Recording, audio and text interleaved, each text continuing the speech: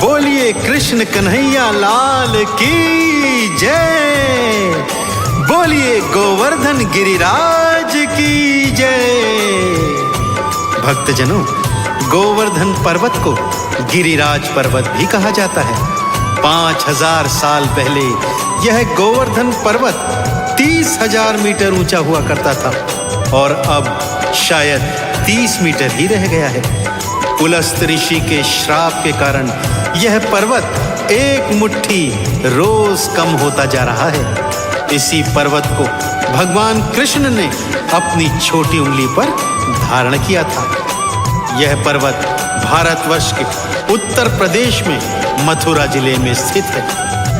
सभी भक्तजन यहाँ पर आते हैं, गोवर्धन गिरिराज जी की परिक्रमा लगाते हैं, इन पर दूध की धारा चढ़ाते हैं, धूप दीप नैवेद्य से इनका पूजन करते हैं तथा गोवर्धन गिरिराज जी की कृपा को प्राप्त करते हैं। साथ ही साथ भगवान श्री कृष्ण जी की भी कृपा प्राप्त करते हैं। तो भक्तों, मैं आज आपको इस संगीतमय कथा के माध्यम से बताने जा रहा हूँ कि क्यों दीपावली के अगले दिवस गोवर्धन गिरिराज जी की पूजा आराधना की जाती है। तो आइए सुनते हैं गोवर्धन पूजा की ये पावन संगीतमय कथा। ओ जय जय गोवर्धन गिरिराजा, पूजा करता अखिल समाजा।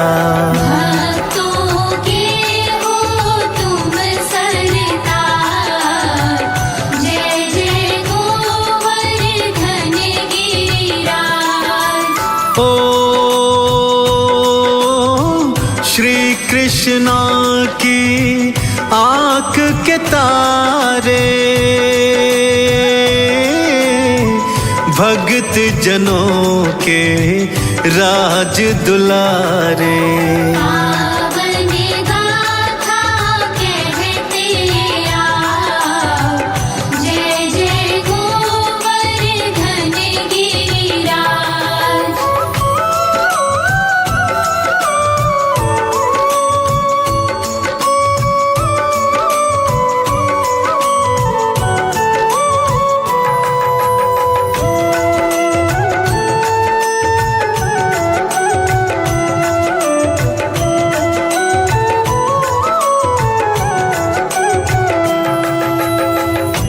भक्तजनों, गोवर्धन गिरिराज जी की पावन कथा इस प्रकार से है।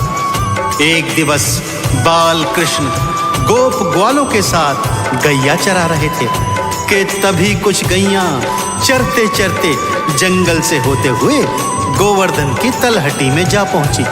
गोप ग्वाले चिंतित हो गए। कान्हा को लेकर गैया को ढूंढने चले तो तलहटी में पहुंचे और वहां सारी गैया मिल गई। परंतु कान्हा गोपियों को वहां पर पूजा करते देख ठिठक कर रुक गए।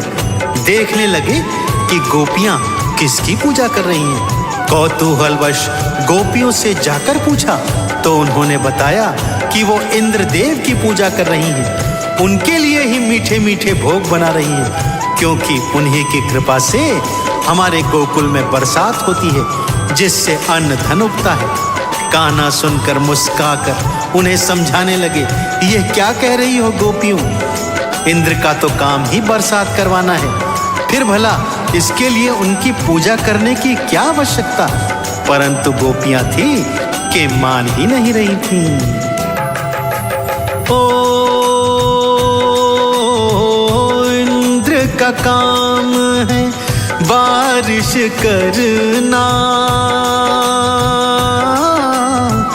फिर काहे की पूजा करना।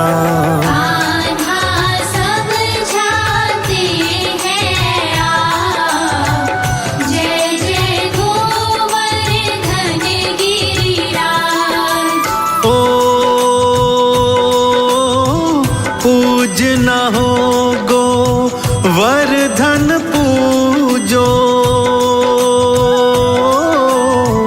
इनके चरण में माथा टेको।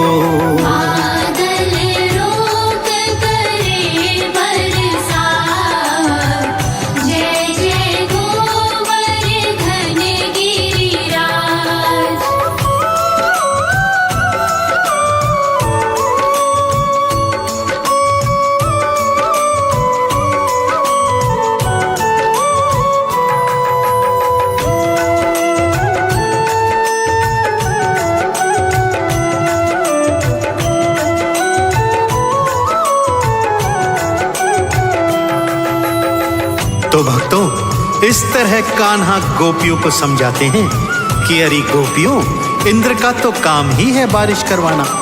पूजना है तो गोवर्धन को पूजो, क्योंकि जब बादल गोकुल के ऊपर से उड़ते हुए किसी और प्रदेश को जा रहे होते हैं तो गोवर्धन महाराज ही उन बादलों को गोकुल के ऊपर रोक लेते हैं, तभी बारिश हो पाती है। इसलिए पूजना है तो गोवर्धन महाराज को पूजो। गोपियों को बात समझ में आ गई और उन्होंने तत्काल प्रभाव से इंद्रदेव का पूजन बंद किया और गोवर्धन महाराज की आराधना आरंभ कर दी। यह जानकर इंद्रदेव कुपित हो गए। भक्तों, मेघराज को बुलवाया और आदेश दिया कि गोकुल में इतना पानी बरसाओ कि गोकुल का अस्तित्व ही समाप्त हो जाए। बादल बेचारे क्या करते, आए और घनघोर रूप में बरसने लगे। भक्तों, 7 दिनों तक अटूट घनघोर वर्षा हुई। गोकुल पानी पानी हो गया। सारा गांव हाहाकार मचाता हुआ भगवान कृष्ण की शरण में आया। तब भगवान ने क्या लीला रचाई भक्तों, आइए सुनाता हूं। ओ बादल गोकुल में भिजवाए, भारी वो बरसात कराए। 7 दिनों तक हुई बरसात, जय जय गोवर्धन गिरिराज। ओ गोकुल हो गया पानी पानी, मुश्किल हो गई थी जिंदगानी। दुखी प्रजा थी, दुखी था समाज, जय जय गोवर्धन गिरिराज।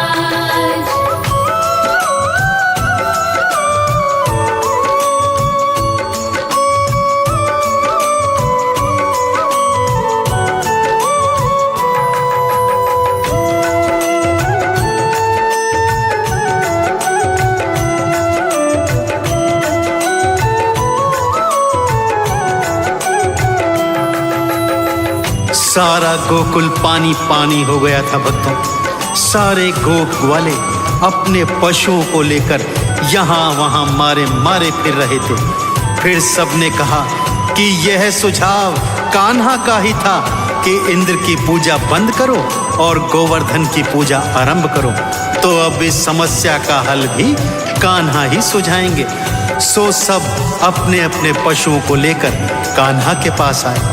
तब कन्हैया ने सबको गोवर्धन की तलहटी में बुलाया। भक्तों, सब हैरान थे कि कान्हा गोवर्धन की तलहटी में आने को क्यों कह रहे थे, परंतु वो तो कृष्ण कन्हैया लाल हैं, उनकी लीला तो वही जाने। भक्तों, जब सारा गोकुल पशुओं सहित गोवर्धन तलहटी में आ गया, तब कान्हा ने चमत्कार किया। भक्तों, अपनी छोटी उंगली पर गोवर्धन गिरिराज को किसी छाते के समान उठा लिया। सारा गोकुल पशु पक्षी पर्वतराज के नीचे आ गए और सब पानी से बच गए। यह दिवस कार्तिक शुक्ल की प्रथमी थी। भक्तों, तब सब मिलकर कान्हा की जय जयकार करने लगे। इस पर कृष्ण कन्हैया लाल ने कहा, अरे भक्तों, देख नहीं रहे, आपको तो गोवर्धन गिरिराज ने उठाया है, मैंने तो मात्र इन्हें उंगली पर धारण किया है। इसलिए जय जयकार लगानी है तो गोवर्धन गिरिराज की जय जयकार लगाओ। तभी से भक्तों, कार्तिक शुक्ल की प्रथमी को गोवर्धन पूजा की जाती है। ओ तुमको गिरिवर ने है बचाया, मैंने तो बस उंगली पे उठाया। इनकी पूजा कर लो आज, जय जय गोवर्धन गिरिराज। ओ तब से सब गिरिवर को मनाते, गोवर्धन को पूजते जाते। जय जयकार बुलाए समाज, जय जय गोवर्धन गिरिराज।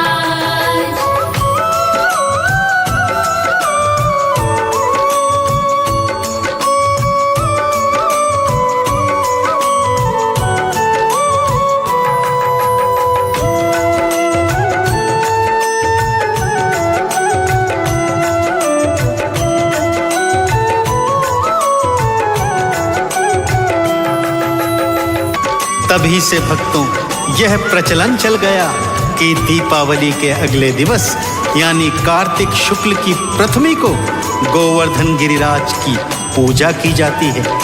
भक्तजन गोबर का एक गिरिराज बनाते हैं, उन्हें मीठे मीठे व्यंजनों का भोग लगाते हैं, उनके भजन, उनके मंत्र, आरती, चालीसा गाते हैं। सभी भक्त मिलकर अन्नकूट का प्रसाद ग्रहण करते हैं तथा गोवर्धन गिरिराज जी के साथ साथ कृष्ण कन्हैया लाल की कृपा को भी प्राप्त करते हैं। तो भक्तों, आप भी इस भारी कलयुग में इस अवसर को मत चूकिएगा। धूमधाम से दीपावली मनाकर अगले दिवस बड़े श्रद्धा के साथ गोवर्धन गिरिराज जी का भी विधिवत पूजन करना, ताकि आप सब पर माता लक्ष्मी, श्री गणेश जी, गोवर्धन गिरिराज जी और कृष्ण कन्हैया लाल की कृपा सदा सदा के लिए बनी रहे।